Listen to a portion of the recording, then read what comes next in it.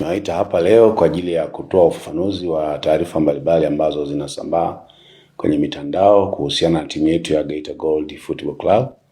Hii ni timu ambayo inamilikiwa na kuendeshwa na halmashauri ya manispaa ya Geita, na kama tunavyofahamu inashiriki ligi ya championship, imekusanya pointi 65 na iko kileleni kwa maana ya kuongoza ligi ya championship kwa tofauti ya alama 3 na anayetufuatia Kagera Sugar. Matarajio makubwa na matamanio makubwa ni kwamba kwa michezo iliyobaki miwili ugenini na miwili nyumbani, timu yetu itafanya vizuri ili tuweze kupanda ligi kuu kama ambavyo ni matamanio ya wanageita wote.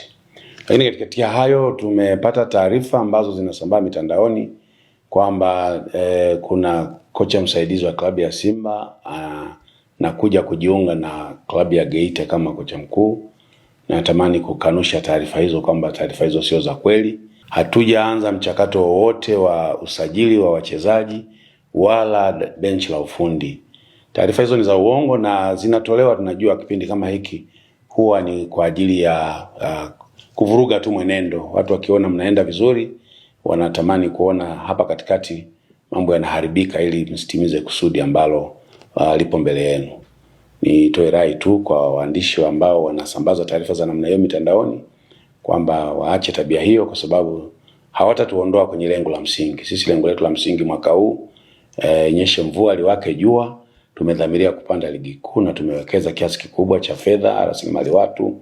Kwa sasa kocha wetu anaendelea vizuri na kazi, pamoja na kocha msaidizi wote wako vizuri kwenye benchi la ufundi wakiendelea na kazi nzuri, na tunawapongeza kwa namna ambavyo Zuberi Katwila na mwenzake Baba Paroko Nonga walivyotusaidia msimu huu, na kwa kweli tunatamani kuona wanafikisha timu pale ambapo tumekusudia. Taarifa zinazosambaa kwamba tumemsajili Matola kuja kwa kocha mkuu wa Geita Football Club, mimi kama mtendaji mkuu wa halmashauri ya manispaa Geita inayomiliki klabu ya Geita Gold, na kanusha taarifa hizo kwamba si za kweli, zipuuzwe hadi pale ambapo taarifa rasmi tutazitoa kwa mpango ambao tutakuwa tumeweka wenyewe.